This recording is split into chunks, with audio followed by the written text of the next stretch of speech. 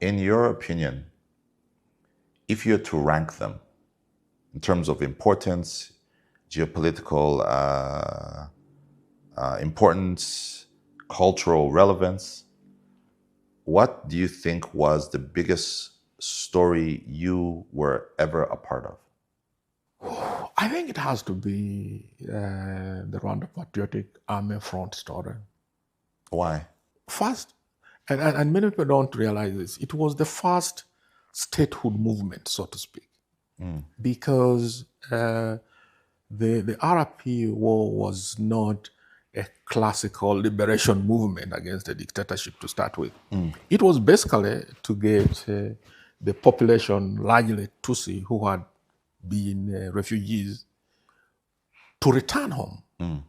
So it was a return home movement, and which is why I call it a statehood movement. And it is it's the first statehood movement we have in Africa, and in fact, globally, I can only think of the equivalent being kind of the dynamics that informed the creation of Israel. So that was one, and two, Sanny, if you look carefully, it's not every day that you have movements succeeding or even starting in countries which are not coastal. Because the thing is that in Uganda, the national resistance movement was the first movement that established itself basically outside the city, in the center of the country. The strategy is you establish yourself at the border so that you have a safe rear flank. So when it comes to the RPA, it was the most deepest hinterland point at which you had a movement, because if you have to, in their case, maybe Tanzania was just one country away from the coast. But from Uganda, which was the more friendly and allied country, you are operating, the coast is 2 countries away from you. In terms of movement, getting in logistics and things like that, it's very, very different. You have to be an incredibly imaginative movement. So there were so many things which are, and at the very start, there was no, the numbers and the dynamics didn't favor the RPA. Because look at it this way, in Uganda, the NRM could say it could grow, because it was much more, an anti-government movement or a liberation movement, if you like.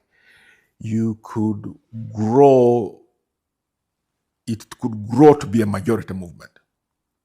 But because the RPA was a statehood movement, the people who were seeking to whose statehood was taken away were a minority, So even if you projected 100% growth for the movement within the affected population, it was always never going to be more than 15%. So it's to be aware of those hurdles and to still set out on that path and eventually win. It's true. It's truly remarkable, and then the aftermath. I'll tell you when. So the RP attacks on October 1st, 1990, and said a debacle. You know that they were beaten in the first few days, and so I go with William Pike. At that time, he was heading New Vision, and Hussein Abdi. He was working for the BBC. So we go to Kagitumba, and that's another story. But then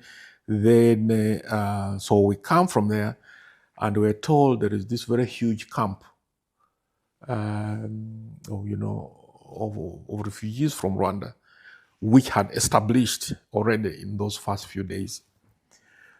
So eventually we go, and we were, these village paths, where we had a 4-wheel drive, and we basically So driving which side of the border are you on? now on the Uganda border. You're the Ugandan Yes. side. Yeah. So we come from Kagitumba, we're going to that refugee camp.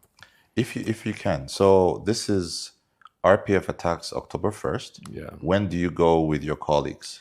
Whew, this is about 2 weeks later. Okay. Yeah. So mid. Yeah. So by that time, Frederick Gemma has passed. Yeah. Baingana is dead. Yeah. That whole cohort is dead. Yeah, it's dead. Paul Kagame is back. Yes. No. Yes. 2 weeks in, he had come back. Yeah. Okay. So anyway, we eventually go to and so I mean it was a very interesting thing, because one of the things, we got terribly lost, because peasants are very interesting. Peasants and cattle keepers, their sense of distance is very different. So they'll say, we're saying, where is this camp? They say, no, you have reached. After that tree out there, you turn, you will. And you get around the trees, and you find you have another 20 kilometers to go. So we eventually get to this camp, and it's a huge camp. So, we're saying, this is best 2 weeks, how could you displace so many people? How could so many people be displaced? But then the other thing that strikes us is that we notice a lot of the people were injured in that camp. Hardly any of them had bullet wounds. But there were very many people who had cuts. They had been cut with machetes, pangas, and axes. Even then? Yes, and so there were very many of this.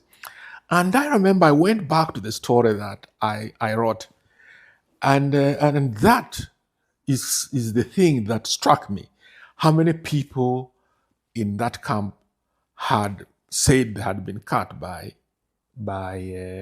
pangas and axes, and I remember discussing this. Cut by who? By the government, the army, they said, and their supporters. What was the ruling party then? MRND. Yes, and MRND militants, from their village. So very quickly, in a few months later, we then had, because reports started of massacres. At that time, they were not yet talking of it wasn't yet a genocide. The massacres of Tutsi. And it became clear that this infrastructure of the genocide had already been baked into Rwandan society.